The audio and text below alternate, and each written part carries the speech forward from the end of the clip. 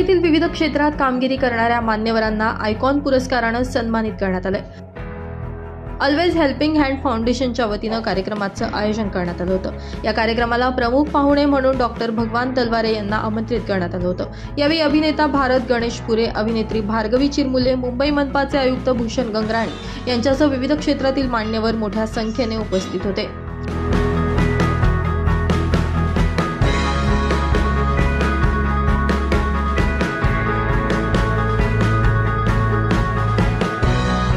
Bureau report, माझा Maharashtra news, Mumbai.